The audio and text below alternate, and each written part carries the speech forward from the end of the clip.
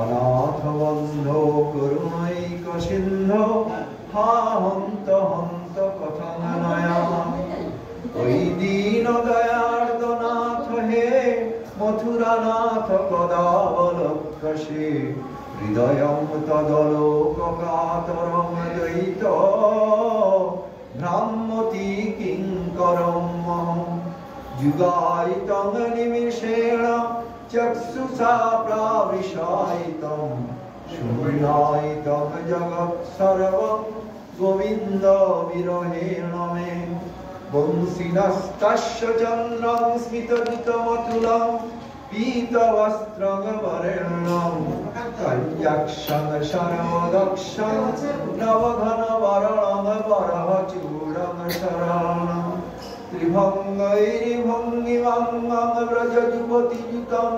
ধ্বংসকেশাদিশূরং বন্দে শ্রীনন্দসুনুং মধুররসতনুং ধুর্য মাধুর্যপূরং সজল জলদনীলং দর্শিতদারশীলং করতলধৃতশৈলং বেণুবজ্রবিশালং ব্রজজনকুলপালং কামিনীকেলিলোলং তরুণতুলসীমালং নৌমি গোপালবালং নমো মহাবদন্নায় কৃষ্ণ প্রেম প্রদায়তে কৃষ্ণায় কৃষ্ণ চৈতন্য নাম্নে গৌরতীসে নমঃ। परम प्रेममय शिष्य गुरुमुनि परम करुणामय शिष्य गुरु ठाकुर परम स्नेहमय शिष्य गुरुदेव तथा रूपानुग गुरुवर्ग सकलेर अभय चरणारविंदे अनंत कोटि दंडवत प्रणाम निवेदन कরি। যাতে এদিকে সামনে এসে বসতে পারেন, ফ্যানের তলায় বসবেন। ক্লান্ত আছে তো এখানে ফ্যানের তলায় চলে আসো, সবাই ফ্যানের তলায় চলে আসো, তাহলে বাতাস পাবে। সমস্ত বৈষ্ণব বৈষ্ণববৃন্দের চরণে দণ্ডবত প্রণত হয়ে তাদের চরণে কৃত জ্ঞাত অজ্ঞাত সর্ব অপরাধের জন্য ক্ষমা ভিক্ষা করছি। সমস্ত শ্রোতৃবৃন্দকে আভূমিনত দণ্ডবত প্রণাম জানাচ্ছি। আজকে পরম প্রেমময় শ্রীশিল গুরুমণি সাক্ষাৎ উপস্থিতিতে এবং তার আনুগত্যে শ্রীধাম গদ্রুমে শ্রী ভক্তি কেবল করুণা কুঞ্জে কলিযুগ পাবন অবতারী প্রেমের ঠাকুর শ্রী শ্রী গৌর হরি ভুবন মঙ্গলময়ী আবির্ভাব তিথির অধিবাস আমরা পালন করার চেষ্টা করছি। এই মঙ্গল অধিবাস এটি পালন করলে আমাদের নিত্য বাস্তব মঙ্গল লাভ হয়। যদিও পরিক্রমাকারী ভক্তগণ প্রচুর পরিশ্রম করে এসছেন, তবুও তো এই দিন আর দ্বিতীয়বার আসে না, বছরে একদিনই আসে। সুতরাং একটু কষ্ট করে 10-15 মিনিট সময় দিন, একটু তার কথা আলোচনা করি। আমি তো কিছুই পারি না, সবসময় অসুস্থ হয়ে পড়ে থাকি, সবার সেবা নিই, হরিগুরু বৈষ্ণব চরণে অপরাধ নিরন্তর করি, কাম ক্রোধের দাস, বৃদ্ধ, যে কোনো সময় মরে যাব। মহাপ্রভুর কথা বলবার সুযোগ সামনের বছর আর পাবো কিনা ঠিক নেই। হ্যাঁ, সুতরাং একটু তো বলি, কিছুই তো পারি না, তার কথা দুটো বলতে, সেটাও যদি না বলি বলে না আমার উৎসব, কিন্তু কথাও বলতে পারছে না। নাই কীর্তন করতে না পারলে, নৃত্য করতে না পারলে, পরিক্রমা করতে না পারলে, মালা গাঁথতে না পারলে, রান্না করতে না পারলে, পরিবেশন করতে না পারলে, গুরুদেবের পরিচর্যা করতে না পারলে, বৈষ্ণবদের দেখভাল করতে না পারলে, দুটো কথাও কি বলা যাচ্ছে না আমার আবির্ভাব তিথির মঙ্গল অধিবাস রজনীতে? সেই জন্য আপনাদের অমূল্য সময় নিচ্ছি। আমার একটা কথা মনে পড়ে গেল, গুরু ঠাকুর যার আলেখ্য দেখছেন সামনে, তিনি তখন সুখ দিতে ছিলেন গুরু মহারাজের আবির্ভাব তিথি, তারপরের দিন। একটা মন দিয়ে একটু শুনুন, এদিক ওদিক তাকাবেন না। যে আমি যেটা বাস্তব কথাটা বলছি আপনাদের, আমি আর একজন প্রভু আমাদের প্রেসে শ্রদ্ধাঞ্জলি ছাপা হচ্ছিল, সেগুলো নিয়ে অনেক দূর রাস্তা, বাজকুল থেকে হেঁটে যেতে হয়, অনেক রাস্তা। সে হেঁটে হেঁটে যখন পৌঁছাই তখন প্রায় রাত্রি 9টা মতো হয়ে গেছে। গুরুদেব মশারির ভেতরে বসে ভজন করছেন, আমাকে দেখে বললেন খুব ফাঁকি মারলে। কালকে গুরুদেবের আবির্ভাব তিথি, আজকে তার মঙ্গল অধিবাস। মঙ্গল অধিবাসের ভাষণ টাষণ দিলে না, খুব ফাঁকি মারলে। আমি একটু অবাক হয়ে গেলাম যে সে তো সেবা নিয়েই ছিলাম, সেটা তো সেবা নিয়েই ছিলাম, কারণ প্রেস থেকে শ্রদ্ধাঞ্জলি নিয়ে এলাম, কিন্তু সেই শিক্ষা হলো আমার। অতএব আপনারা পরিক্রমা করেছেন সেটা ঠিক আছে, সেবা, কিন্তু এটা মঙ্গল অধিবাস, তার আবির্ভাব আগামীকাল, আজকে তার মঙ্গল অধিবাস। অতএব তার কোনো কথা আলোচনা হবে না যদি আমরা রুমে গিয়ে বিশ্রাম করি, স্নান করে বাথরুম করে আমরা যে যার রুমে বিশ্রাম করি, তাহলে মহাপ্রভু সুখী হবেন না। কারণ আমাকে বকলেন গুরু ঠাকুর, খুব ফাঁকি মারলে না। আমি ভাবলাম কত কষ্ট করে এসছি, এত মাইল হেঁটে এলাম, সে প্রেস থেকে সারাদিন খেটে খুটে ছাপা নিয়ে এলাম, কালকে গুরুদেবের মহিমা সে পাঠ হবে, আর কালকে বক্তৃতা দেব, কালকে তার আবির্ভাব। বকা খেলাম যে মঙ্গল অধিবাসের দিন ভাষণ, মঙ্গল ভাষণটা দিতে হয়, সেটা ফাঁকি মারলে। অতএব সেখান থেকে আজকে গৌরহরির আবির্ভাবের মঙ্গল অধিবাস, সুতরাং কষ্ট হলেও একটু বসতে হবে। ঠাকুর ছিল সচ্চিদানন্দ ভক্তি বিনোদ, যে ধারায় আমরা আছি, যার কাছে আপনারা গেছিলেন শ্রী সানন্দ সুখদ কুঞ্জে, তিনি শ্রী শ্রী গৌরাঙ্গ লীলা স্মরণ মঙ্গল স্তোত্রমে প্রথমেই লিখছেন, রাহু গ্রস্তে জড় শশধরে ফাল্গুনে পূর্ণিমায়াং গৌড়ে সাকে মনুষ্যতমিতে সপ্তবর্ষাধিকেয় মায়াপুরিয়ং সমজনি শচি গর্ভ সিন্ধু প্রদোষে তং চিৎশক্তি প্রকটিত তনু নিঃশ্রসূনুম স্মরামি। কি হলো দেখো, সপ্তবর্ষাধিকে, নমস্কার হবেন না, সপ্তবর্ষাধিক মনুষ্যতমিতে, মানে 1407 শকাব্দে,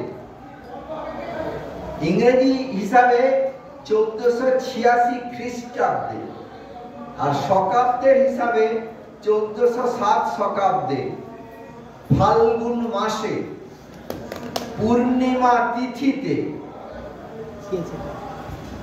মানে আগামীকাল যে তিথি আসছে, প্রদোষে, প্রদোষে মানে সন্ধ্যাকালে, জড় শশধরে, জড় শশধরে, শশধর মানে কি গদাই অন্যমনস্ক, শশধর মানে কি চাঁদ। জড় শশধর কেন বললেন? আরে আকাশে যে চাঁদ, জড় চাঁদ, আর মায়াপুরে যিনি উদিত হয়েছেন তিনি অপ্রাকৃত চাঁদ, তিনি গোরা চাঁদ। গোরা চাঁদ হচ্ছেন অপ্রাকৃত চাঁদ, নিষ্কলঙ্ক চাঁদ। আর প্রতিদিন এই জড় পৃথিবীতে চাঁদ ওঠে, তো জড় চাঁদ, তার কলঙ্ক আছে কিনা, চাঁদের কলঙ্ক আছে কিনা, কালো স্পট দেখা যায় তো, কিন্তু ইনি হচ্ছেন অপ্রাকৃত চাঁদ, গোরা চাঁদ, ইনি নিষ্কলঙ্ক, আর ইনি পূর্ণ, পূর্ণতম অবতারী। কলিযুগ পাবন অবতার বলা হয় না, কলিযুগ পাবন অবতারী বলা হয়। ধন আছে যার ধনী, গুণ আছে যার গুণী, তেমনি হস্ত আছে যার হস্তি, হস্ত মানে শুন, কর আছে যার করি, অস্তর্থে ইন প্রত্যয়, তেমনি অবতার হয় যার, তিনি অবতারী। গৌর সুন্দরের অবতার হয়, কৃষ্ণ সুন্দরের অবতার হয়, গৌর আর কৃষ্ণ অভিন্ন, তাই এরা অবতার নন, অবতারী। এরা হরি নন, মহাহরি, এরা ভগবান নন, স্বয়ং ভগবান। কথা পেয়েছেন? শুধু বৈশিষ্ট্যটা কি না, কৃষ্ণচন্দ্র মাধুর্য ধৈর্য বিগ্রহ, মধুর ঠাকুর, আর মহাপ্রভু উদার ঠাকুর, এইটা বৈশিষ্ট্য। কিন্তু একই লোক ওখানে মধুর লীলা করেছেন গোপীদের সঙ্গে বৃন্দাবনে, আর এখানে মায়াপুরে এসে এখানে ওই একই ব্যক্তি তিনি উদার লীলা করেছেন। বেশ, এবার জড় আকাশের চাঁদ সে লজ্জা পেয়ে গেল, বলে আরে মায়াপুরে যিনি শচীগর্ভ সিন্ধুতে উদিত হয়েছেন তিনি তো অপ্রাকৃত চাঁদ। এই অপ্রাকৃত পূর্ণ চাঁদের কাছে আমি কলঙ্কযুক্ত জড় আকাশের চাঁদ মুখ দেখাই কি করে? লজ্জা পেয়ে গেলেন, তাই গ্রহণ হয়ে গেল, গ্রহণে ঢাকা পড়ে গেল। লজ্জা হচ্ছে যে গোরা চাঁদ, যেরকম একটা ফর্সা সুন্দরী মেয়ে, তার সামনে একজন কালো দেখতে বাজে একটা মেয়ে, সে লজ্জা পেয়ে যায় যে বাবা ওর সামনে বসবো কি করে, ও কত সুন্দরী কত ফর্সা, আমি লোকে মানায় না তার পাশে বসে। সেরকম আকাশের চাঁদ লজ্জা পেয়ে গেল, জড় আকাশের চাঁদ গ্রহণ হলো মানে সে লজ্জা পেয়ে গেছে, মুখ লুকাচ্ছে। কেন না ওই দেখো মায়াপুরে শচী মায়ের কোল আলো করে যে চাঁদ নেমেছে, সে গোরা চাঁদের কাছে আমি আর মুখ দেখাতে পারবো না। তার যা জ্যোৎস্না, তার যা জ্যোতি, তার যে আলো, তার যে রূপ। আপনারা যোগ পিঠে গেছিলেন, সেদিন বসে আছেন জগন্নাথ বাবা, পাশে শচী মা, শচী মায়ের কোল আলো করে কে? নিম্ন বৃক্ষ তলে কে? খোকানি মাই, খোকানি মাই। তো আগামীকালই সন্ধ্যার সময় তার আবির্ভাব, আজকে তার মঙ্গল অধিবাস। বেশ, তাহলে কি হলো? পূর্ণিমায়ান প্রদোষে, প্রদোষ মানে কি? ইংরেজি বলে ডাস, মানে গধূলি, সন্ধ্যার একটু আগে, মানে কি বলুন তো, অন্ধকার নামছে পুরোপুরি নামেনি, এটাকে বলে প্রদোষ। প্রত্যুষ বলে ডন, আর এটাকে বলে ডাস। প্রত্যুষ মানে সকাল হয়নি তার আগের যেটা, আর এটা সন্ধ্যার অন্ধকার নামেনি তার আগের, ঠিক তার আগের মুহূর্ত মহাপ্রভু শেষ হয়ে গেলেন। আচ্ছা, রাহুগ্রস্তে, জড় জগতে উদিত চাঁদ, সে রাহুগ্রস্ত হয়েছে গৌড় দেশে মায়াপুরী, মায়াপুর ধামে, মানে 16 ক্রোশ নবদ্বীপ মন্ডল। আপনারা তো পরিক্রমা করলেন 5 দিন ধরে। 16 ক্রোশ নবদ্বীপ মন্ডল, তার কেন্দ্রস্থল কোনটা, তার সেন্টার কোনটা? মায়াপুর, শ্রী মায়াপুর ধাম। বেশ, সেখানে যিনি কোথায় আবির্ভূত হলেন? শ্রী শচী দেবীর গর্ভরূপ সমুদ্রে। সমুদ্রেই কিন্তু চন্দ্রের আবির্ভাব হয়। তো শ্রী শচী দেবীর গর্ভরূপ সমুদ্রে, শচী দেবী রক্ত মাংসের কোন নারী নন, তিনি অপ্রাকৃত চিন্ময় তত্ত্ব, গৌর সুন্দরের মা। গৌর সুন্দরকে যিনি গর্ভে ধারণ করেন, বলে তাহলে গৌর সুন্দরকে গর্ভবাস যন্ত্রণা পেতে হয়েছে? না না, পূর্ব দিকে সূর্য উদিত হয় তো হয়, তাই বলে কি পূর্ব দিক সূর্যের বাবা না মা? সূর্য স্বাভাবিকভাবে উদিত। তেমনি শচী মাকে মা রূপে স্বীকার করে গৌরসুন্দর আবির্ভূত হলেন তার গর্ভ সিন্ধুতে, তাই বলে তাকে গর্ভবাস যন্ত্রণা পেতে হয়নি। আমাদের যেরকম পেতে হয়, আমরা মায়ের পেটে খুব কষ্ট থাকি, 10 মাস 10 দিন বড় কষ্টে থাকি, তারপরে বেরোই, তাই তো? ভগবানকে সেরকম যশোমতী বা দেবকী, এদের গর্ভ সিন্ধুতে ভগবান যখন আবির্ভূত হন, তখন কি তার গর্ভবাস যন্ত্রণা পেতে হয় ভগবানকে? না, ওটা একটা লীলা করেন। শাস্ত্রে আছে যে তাহলে যে মায়ের পেট খোলা দেখা যায়, বলে সেটা যোগমায়ের খেলা, বায়ু দিয়ে ফুলিয়ে রাখেন। ভগবান তার সে গর্ভের মধ্যে গর্ভ যন্ত্রণা পান না, তিনি স্বতঃপ্রকাশ, তিনি নিজেকে প্রকাশিত করেন। না হলে দেবগিরেতে যখন শঙ্খচক্র গদা পদ্মধারী, কি করে ভগবান শঙ্খচক্র গদা পদ্ম ধরে কোনো বাচ্চা জন্মায় নাকি? ভগবান দেখিয়ে দিলেন। অতএব এখানে মায়াপুর ধামে শচীগর্ভ সিন্ধুতে আবির্ভূত হলেন গৌরচন্দ্র। সেই বলে তাহলে তার দেহটা প্রকট হলো কি করে? মহাপ্রভুর দেহ, আমাদের দেহ আর আমাদের আত্মা আলাদা। এটা পচা গলা শরীর, বাল্যকালে একরকম ছিল, শৈশবে একরকম, বাল্যকালে, কৈশোরে একরকম, যৌবনে একরকম, প্রৌঢ়ে একরকম, এখন মরতে যাচ্ছে, এখন বৃদ্ধ, তারপরে বলো হরি হরি বল করে শ্মশানে পুড়িয়ে দেবেন, হবে তো? ছাই হয়ে যাবো। এই তো শরীর। একটা জিনিস ছাই হবে না, সেটা দেহি। দেহি মানে আত্মা। তাহলে আমার আত্মা আলাদা, আমার দেহটা আলাদা। ভগবানের বেলা তা নয়, ভগবানের দেহটাই ভগবানের আত্মা, তার অঙ্গটা চিন্ময়, অপ্রাকৃত, রক্ত মাংস দিয়ে গড়া নয়। আবার আমার চোখটা কি করে? আমার চোখটা দেখে, আমার চোখটা খেতে পারে, কিন্তু ভগবানের প্রত্যেকটা ইন্দ্রিয় সব কাজ করতে পারে। তিনি চোখ দিয়ে দেখতে পারেন, চোখ দিয়ে শুনতে পারেন, চোখ দিয়ে রমণ করতে পারেন, চোখ দিয়ে স্পর্শ করতে পারেন, চোখ দিয়ে গন্ধ নিতে পারেন। কমল নয়ন জগন্নাথ দেব, বিষ্ণুপাদ পদ্ম চরণ, শুধু চরণ, চরণ দিয়ে রমণ করছেন, চরণ দিয়ে ঘ্রাণ নিচ্ছেন, চরণ দিয়ে খাচ্ছেন, চরণ দিয়ে স্পর্শ, মানে রূপ রস শব্দ গন্ধ স্পর্শ চরণ দিয়েই ভোগ করছেন। ভগবান না তো, ইনি তো ভগবান নন, স্বয়ং ভগবান। ইনি তো বিষ্ণু নন, ইনি বিষ্ণু তত্ত্বের অংশী। তো কিভাবে বলছে, তার তাহলে সোনার বরণ গৌরচাঁদ, পুরোটা সুন্দর দ্যুতি। পুরট মানে কি? পুরট মানে সোনা। সুবর্ণ বর্ণ, কত ভাষা আছে। হেমাঙ্গ, হেম মানে সোনা। গায়ের রংটা গোল্ডেন কমপ্লেকশন। বলে রংটা কোত্থেকে নিয়েছেন? রাধারানীর কাছ থেকে চুরি করেছেন। রাধারানী গায়ের রং কি? তপ্ত কাঞ্চন গৌরাঙ্গী। কৃষ্ণ বললেন, হে গৌরাঙ্গী, আমি কলিযুগে গৌরাঙ্গ হব, তোমার রংটা দাও আমাকে। বলে তোমার রং তো কালো। বলছে না, এবার আর কালো রং নিয়ে যাব না, তোমার রংটা নিয়ে যাব, চুরি করব। শুধু রংটা নয়, তোমার ভাবটাও চুরি করব। রাধারানী ভাবটা কি? কৃষ্ণের ভাব কি? কৃষ্ণের ভাব হচ্ছে নিরন্তর ভোগ করবে, নিরন্তর কাম ক্রীড়া যাহার স্বভাব। অপ্রাকৃত কাম, কামদেব তিনি, অপ্রাকৃত কামদেব কে? কৃষ্ণচন্দ্র। ভোগ ছাড়া তিনি কিছু জানেন না। ভগবান মানে ভগবান। রামচন্দ্র, নৃসিংহ, বরাহ, বামন সবাই হচ্ছে ভগবান।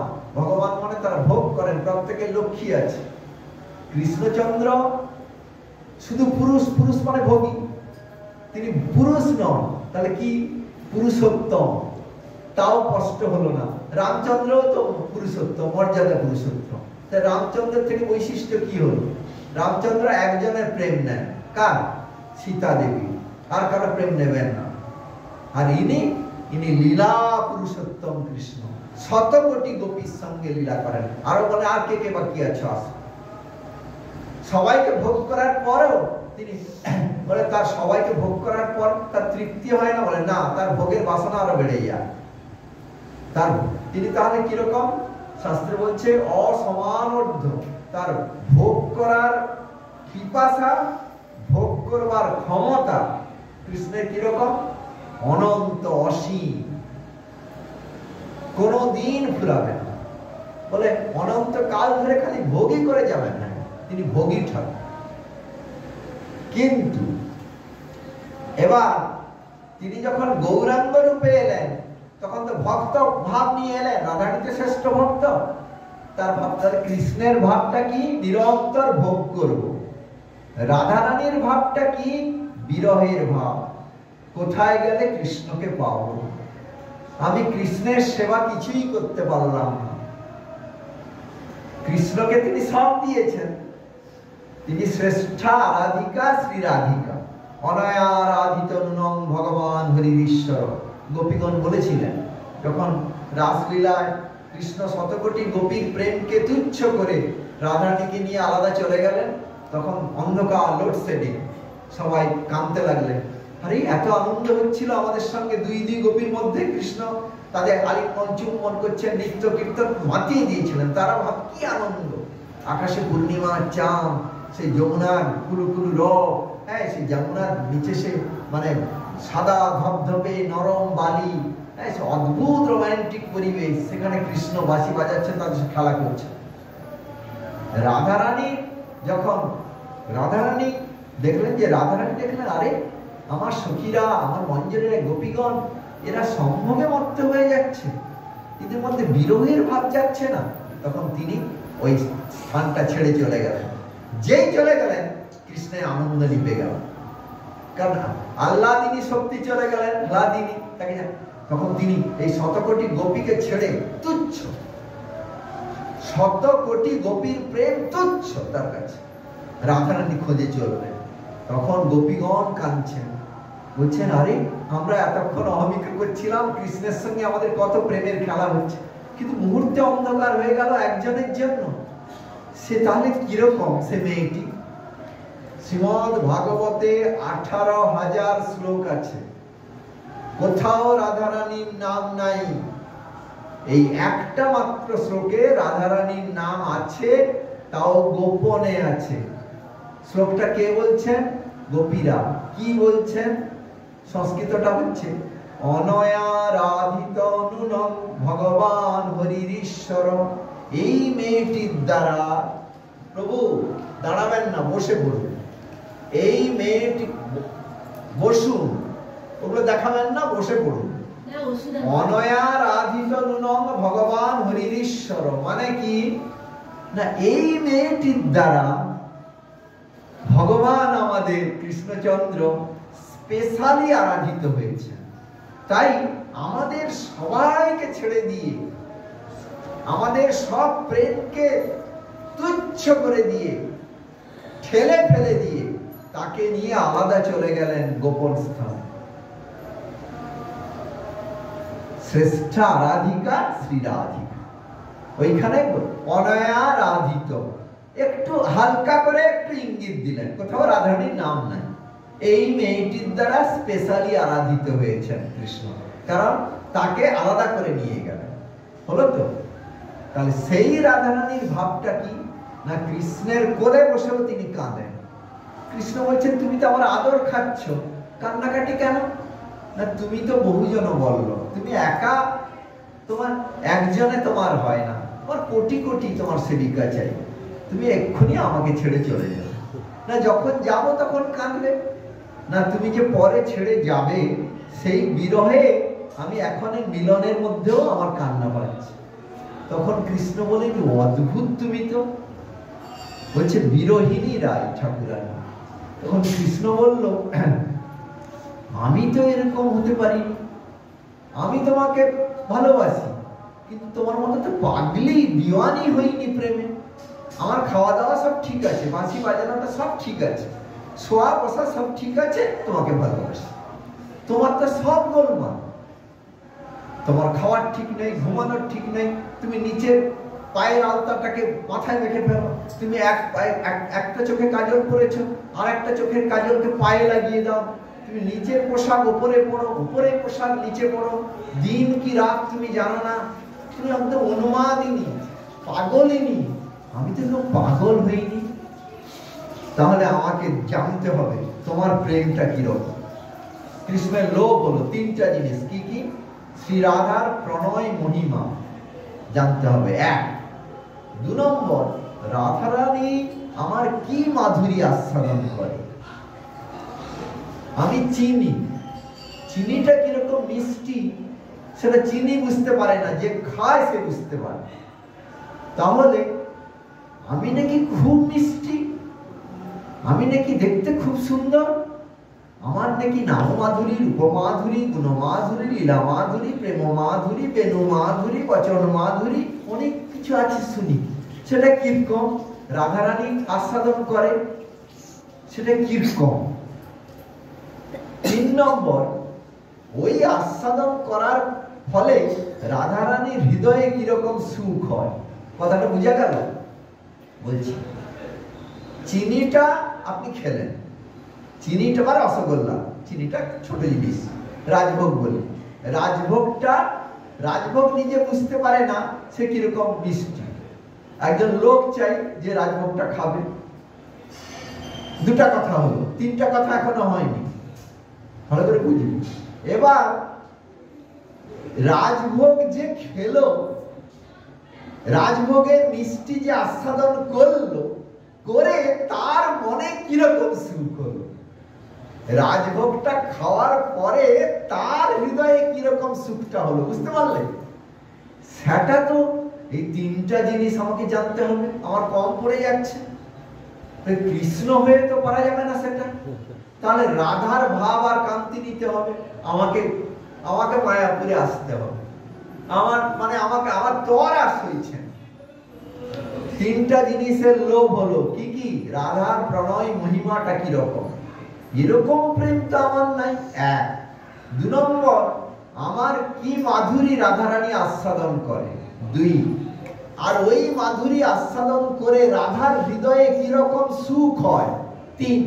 এই তিনটা জিনিস আস্বাদনের লোভ হলো, প্রবল লোভ। তখন তিনি বললেন, হে গৌরাঙ্গী, তপ্তকাঞ্চন গৌরাঙ্গী, তোমার রংটা আমাকে ধার করতে হবে, চুরি করবো আমি। বলছে করো, যা খুশি করো।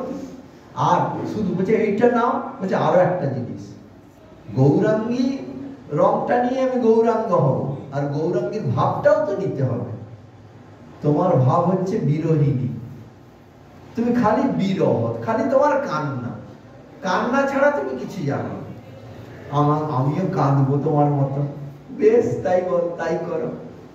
এবার গৌর হয়ে এসে তিনি খালি কাঁদলেন। কার জন্য কাঁদলেন? নিজের জন্য নিজে কাঁদছে, আরে তিনি তো কৃষ্ণ। তাহলে মহাপ্রভুর নাম হচ্ছে শ্রীকৃষ্ণ চৈতন্য।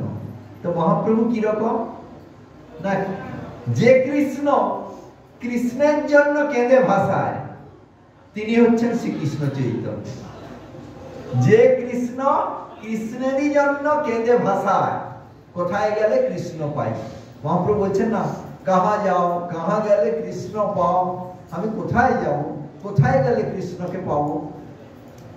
কিরকম ভঙ্গি করছেন মহাপ্রভু, নিজে কৃষ্ণ, মানে সে তো রাধার ভাব নিয়ে এসছে না।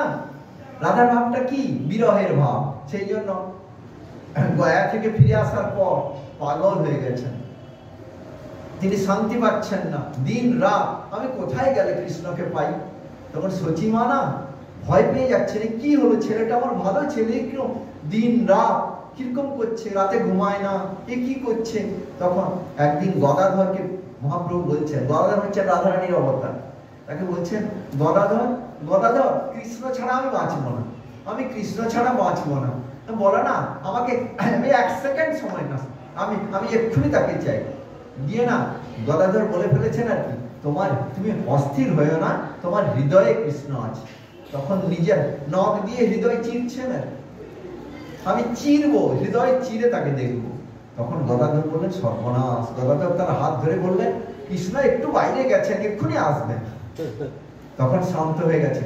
সচিমা শুনছে এটা, বলছে গদাই মানে গদাধর, তুমি এত বুদ্ধিমান, এক্ষুনি সে তার নিজের বুকটা চিরে ফেলতো, তুমি আমার নিমাই পাশে সবসময় থেকো, ও তো পাগলা হয়ে গেছে একদম।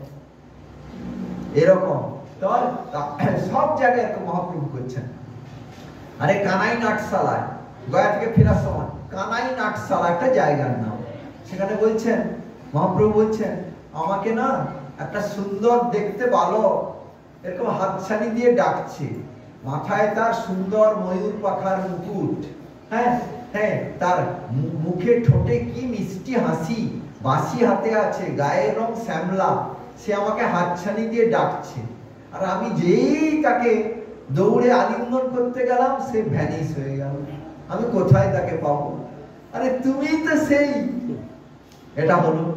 এবার সব জায়গায় এরকম তিনি করছেন। হ্যাঁ, তারপরে ঈশ্বর পুরীপাদের কাছ থেকে হরিনাম নিয়ে আসার পর তো একদম পাগল, কোথায় গেল, আর পড়াতে পারছেন না। প্রফেসর ছিলেন তো তিনি, সংস্কৃতের প্রফেসর। ছাত্রদের পড়াতে গিয়ে বলছেন খালি কৃষ্ণ কৃষ্ণ। ছেলেরা বলছে, ভালো করে পড়ান আপনি, বইয়ের মধ্যে কোথায় কৃষ্ণ? না, সব জায়গায় কৃষ্ণ, আমি প্রত্যেকটা ব্যাকরণের প্রত্যেকটা এতে আমি কৃষ্ণ দেখছি। তখন তারা বলে, আর পড়াতে পারবে না। তখন তিনি বললেন, সত্যি আমি আর পড়াতে পারবো না, তোমরা অন্য কোনো প্রফেসরের কাছে যাও, আমার কৃষ্ণ নাম ছাড়া কিছু আসছে না। তখন তারাও কাঁদতে লাগলো, বলছেন, প্রভু আপনার কাছে যা শিখেছি আর কোনো প্রফেসরের কাছে আমরা যাবো না। বলে, তাহলে বইতে দড়ি দিয়ে বেঁধে দাও, সুতো দিয়ে, আসো কৃষ্ণ নাম করে কীর্তন করি। সেই সে বিদ্যার ফল জানিহ নিশ্চয়, কৃষ্ণ পদ পদ্মে যদি চিত্তবৃত্তি রয়, সা বিদ্যা তন্মতির জয়া। কৃষ্ণে মন দিলেই সব বিদ্যার সার। জগন্নাথ ক্ষেত্রে মহাপ্রভু কিরম পাগল হয়ে যাচ্ছে, আরে তুমি তো জগন্নাথ, বাসুদেব ঘোষ কহে করি জোড় হাত, যেই গো সেই কৃষ্ণ সেই জগন্নাথ। পাগল হয়ে কাকে খুঁজছেন? নিজেকে খুঁজছেন। জগন্নাথ দেবও নিজেকে দেখছেন। আরে জগন্নাথ দেব কাকে দেখছে? গৌর সুন্দরকে। সে তো নিজেকে নিজে দেখছে। জগন্নাথ দেব কি করছেন? মহাপ্রভু পাগল হয়ে নৃত্য করছেন। রূপ গোস্বামী সব দেখে বর্ণনা করেছেন, পাগল হয়ে নৃত্য করছেন। জগন্নাথ কি করছেন? রথে থেকে দেখছেন নৃত্য। আবার যদি মহাপ্রভু একটু পিছিয়ে যান, জগন্নাথ দেব দাঁড়িয়ে যান, বলে সে আমার সামনে সামনে নাচবে, আমি তাকে দেখে দেখে যাব। নিজের নাচ নিজে দেখে দেখে যাবে। মাঝখানে মাঝখানে এমন শক্ত হয়ে যাচ্ছেন জগন্নাথ দেবের রথ, হাতি ঘোড়া লাগানো হচ্ছে, রথ চলছে না। মহাপ্রভু কৃষ্ণ বলো কৃষ্ণ, হরে হরে কৃষ্ণ হরে কৃষ্ণ হরি বল বলে নিজের মাথা ঠেকিয়ে একটু ঠেলে দিচ্ছেন, রথ গড় গড় করে চলছে। নিজের সঙ্গে নিজেকেও খেলছেন। দেখুন মহাপ্রভুর বিরহের ঠাকুর। এরকম সারা জীবন মহাপ্রভু কত বছর ছিলেন প্রপঞ্চে? বলুন, 48 বছর। মাত্র 48 বছর। হিসাব করে নে, 1486 তার সঙ্গে 48 যোগ করে নে, মহাপ্রভু অপ্রকট লীলা আবিষ্কার করলেন। বুঝলি তো? এবার তো তিনি অপ্রকট লীলা আবিষ্কার করলেন কোথায় জানো? টোটা গোপীনাথ। গদাধর পণ্ডিত রাধারানীর অবতার, তার সেবিত স্বয়ম্ভু বিগ্রহ টোটা গোপীনাথ পুরুষোত্তম মঠের পাশে, তার ভেতরে ঢুকে গেলেন। নিজের ভেতরে নিজেই ঢুকে গেলেন। আচ্ছা যাই হোক, তিনি মহাপ্রভু পাগল। চৈতন্য চরিতামৃত যদি পড়েন, চৈতন্য চরিতামৃত কার লেখা? শ্রীকৃষ্ণদাস কবিরাজ গোস্বামী অন্তখণ্ডে মহাপ্রভু দিব্য মাদের বর্ণনা করেছেন। সে অদ্ভুত বর্ণনা। মহাপ্রভুর প্রত্যেকটা লোম কূপ দিয়ে রক্ত বেরোচ্ছে। কখনো তিনি কুর্ম, কুর্ম মানে কাছিমের মতো হয়ে যাচ্ছেন কৃষ্ণ প্রেমে, কৃষ্ণ বিরহে। কখনো লম্বা হয়ে যাচ্ছেন, জয়েন্ট টয়েন্ট খুলে যাচ্ছে, একদম হাত পা সব বিশাল। এমনি তো তিনি বিরাট লম্বা, তার ডবল তার হয়ে যাচ্ছে, সব মানে জয়েন্ট খুলে যাচ্ছে। মানে কখনো তিনি পাগল পারা হয়ে সে গম্ভীরায়, সেই চাতালে মুখ ঘষছেন, রক্তাক্ত হয়ে যাচ্ছেন। রাতে গ জ জ গ গ করছেন, মানে তাকে সান্ত্বনা দিতেন কে কে? ললিতা আর বিশাখা, মানে স্বরূপ দামোদর আর রায় রামানন্দ। তারা অনেক কথা মহাপ্রভুকে সান্ত্বনা দিতেন। একটু স্থির হন প্রভু, আপনার দুঃখ আমরা দেখতে পাচ্ছি না, বিরহ দুঃখ। স্বরূপ দামোদর কীর্তন করতেন আর রায় রামানন্দ কৃষ্ণের কথা বলতেন মহাপ্রভুকে একটু শান্ত করার জন্য। দিয়ে তারা শান্ত করে তারা যে যার বাসায় চলে গেলেন। আর মহাপ্রভু সারা রাত করছেন। আর দ্বার দেশে তো গোবিন্দ শুয়ে আছেন, কিন্তু কখন মহাপ্রভু বেরিয়ে গেছেন, কি করে দরজা খুললেন, কি করে তিনটা বড় বড় প্রাচীর, অচ্ছা দরজা টরজা সব লাগানোই আছে। আরে ভগবান তো তিনি গিয়ে তখন গোবিন্দ হঠাৎ রাত্রে উঠে পড়ে, আরে মহাপ্রভু তো ঘরের ভেতরে তো মানে হা কৃষ্ণ বলে কাঁদেন, কোনো আওয়াজ নেই কেন? তখন তো কারেন্ট ছিল না। প্রদীপ জেলে দেখেন মহাপ্রভু নাই। খবর চলে গেল, তখন সবাই চলে এসছেন, শরৎ দামোদর রায় রামানন্দ সব। তখন খোঁজা হচ্ছে মহাপ্রভু কোথায় পাওয়া যায়। খুঁজতে খুঁজতে দেখা গেল যেখানে সে তৈলঙ্গী গাভীগুলো থাকে, বড় দাণ্ডর, যেটি পচা মহাপ্রসাদ ফেলে দেওয়া হয়, হ্যাঁ, সেখানে তারা নর্দমায়, মানে সেখানে সে পচে, তারাও খায় সেরকম জায়গা, যেখান থেকে রঘুনাথ দাস গোস্বামী সরা অন্ন নিয়ে খেতেন। সেই গাভীদের মধ্যে গাভীগুলা কাকে একটা শুকছে, কারো গন্ধ লউছে। তারা গিয়ে দেখেন কার গন্ধ নিচ্ছে। দেখেন মহাপ্রভু বিরাট একটা কচ্ছপ হয়ে আছে, হাত পা সব ভিতরে ঢুকে গেছে, আর দিব্য গন্ধ বেরোচ্ছে, গাইগুলো ছাড়ছে না। তারা সে গন্ধ নিবে, ছাড়বে না। তখন তাকে সরিয়ে দিয়ে ভক্তরা কাঁদতে লাগলেন, এ কি হয়েছে প্রভু আপনার? তখন তারা উচ্চ করে কৃষ্ণ নাম করতে লাগলেন। করার পর মহাপ্রভু একটু একটু হাত, একটু একটু পা, একটু একটু পর পর বেরোতে লাগলেন। এরকম তিনি মানে কৃষ্ণের বিরহে হয়েছেন দিব্যমান। এটা কার ভাব? রাধারানীর ভাব। সন্ন্যাসী বৈরাগী হইয়া ভ্রমে দেশে দেশে, তবু না পাইল রাধার প্রেমের উদ্দেশ্যে। এত কাঁদলেন। গৃহীজন শিক্ষক রূপে 24 বছর, আর ন্যাসিকুল নায়ক রূপে 24 বছর, মানে গৃহস্থ রূপে 24 বছর আর ত্যাগী রূপে 24 বছর, 48 বছর কাঁদলেন, তবু রাধারানীর প্রেমের হদিস পেলেন না, রাই ঋণ শোধ করতে পারলেন না। তাহলে রাধারানী কি? এই জন্য গুরুদেব বলেছেন রাধা নাম উচ্চারণের ক্ষমতা আমাদের নাই। তিনি কে? কৃষ্ণ বলেন রাধারানী আমাকে তোমরা সুন্দর বলো, আমার মাথায় নাকি সুন্দর, আমি মানে ময়ূর পাখার চূড়া পরি, তোমাদের নাকি ভালো লাগে, আমার ভালো লাগে না। তোমার দুটি ওই নুপুর পরা আলতা রাঙা পা যদি তুমি আমার মাথায় রাখো, তাহলে আমার যে সুন্দর তোমরা বলো, আমার মাথা সার্থক হয়। বলছেন দেহি পদ পল্লব উদাহরণ, হাত জোড় করে রাধারানীকে বলছেন তোমার দুটি পা আমার মাথায় দাও না, আমার মাথায় দাও বলে কৃষ্ণ কেঁদেছেন। তোমার দুটি চরণ আমার মাথায় দাও। রাধারানীর চরণ দুটিকে মাথায় নেওয়ার জন্য কৃষ্ণ কেঁদেছেন। এবার গৌর অবতারে এসে, মানে কলিযুগ পাবন অবতারী গৌর হয়ে এসে 48 বছর কেঁদেও তিনি রাধারানীর প্রেমের কোনো হদিস পেলেন। তাহলে রাধারানী কে? আমরা রাধারানীর নাম, মানে আমার মতো ব্যক্তি রাধারানীর নাম উচ্চারণ করার কোনো ক্ষমতা আছে? তাহলে কালকে কার তিথি? রাধা কৃষ্ণ মিলিত তনু গৌর হরির তিথি। কত আদর করে আমাদের সে তিথি পালন করতে হবে। আর পালন করবার, আমি শেষ করে দিচ্ছি 5 মিনিট, কোনটা পালন করবার উপায় কি? বাছুর নিয়ে গেলে গাইকে আর আলাদা করে নিয়ে যেতে হয় না। বাছুরটা হলা নাম সংকীর্তন। নাম সংকীর্তন যদি ঠিক মতো করতে পারি আমরা, গৌর সুন্দর আপসে চলে আসবেন, কারণ তিনি সংকীর্তনৈক পিতা। তার কানে যদি শুদ্ধ কীর্তন হয়, গোরার কানে, গোরার প্রাণে, গোরার প্রত্যেকটা ইন্দ্রিয়ে, প্রতি লোমকূপে অমৃত বর্ষণ হয়। বলে তাকে ভালো খাওয়ালে তার সুখ হয় না? হয়। ভালো পালা গেথে পড়ালে তার সুখ হয় না? হয়। ভালো নৃত্য দেখালে তার সুখ হয় না? হয়। সবচেয়ে বেশি সুখ হয় তাকে যদি কীর্তন শোনায়। আবার কীর্তনের সঙ্গে যদি নৃত্য হয়, দুধের সঙ্গে স্বর, পরমান্নের সঙ্গে কর্পূর, শোনায় সোহাগা, আরো আনন্দতা, যে এরা শুধু দুধ দিচ্ছে না, দুধের সঙ্গে স্বর দিচ্ছে।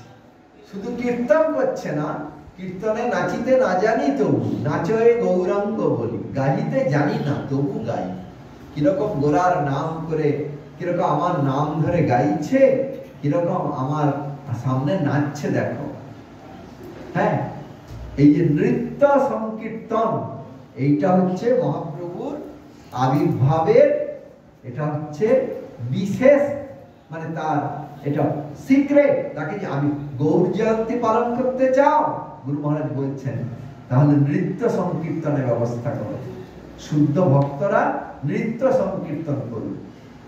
তাই আজকে অনেক রাত হয়ে গেছে, আপনারা টায়ার্ড। মঙ্গল অধিবাসে খুব সংক্ষিপ্ত ভাবে তার কথা কিছু আলোচনার চেষ্টা করলাম।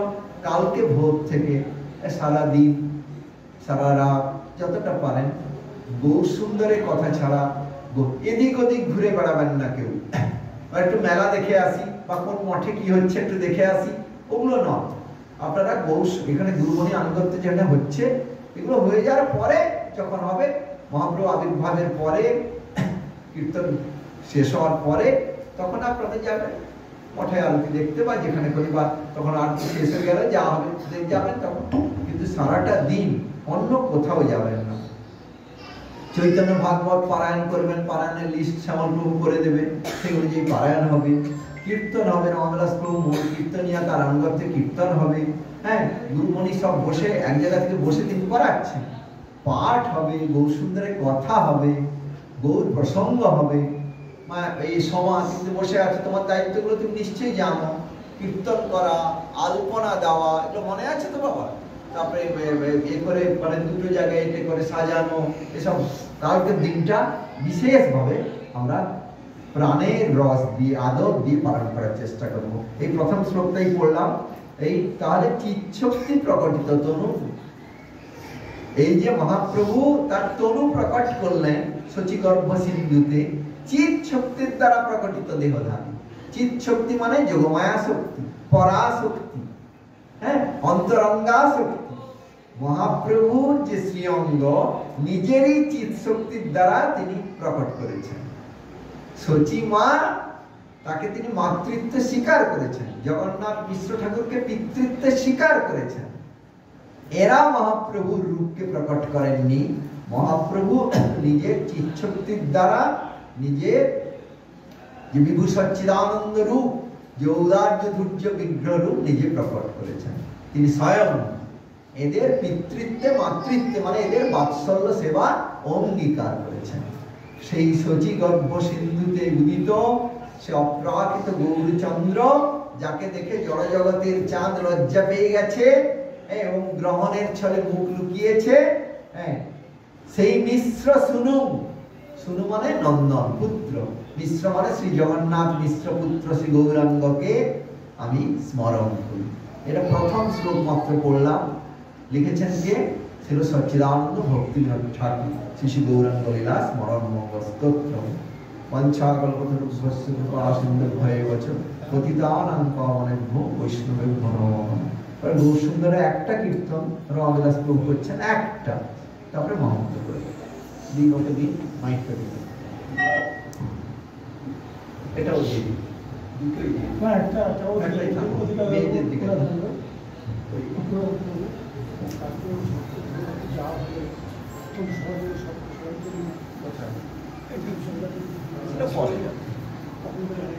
পরে আলোচনা করে ঠিক করে। আচ্ছা, সেগুলো পরে হবে।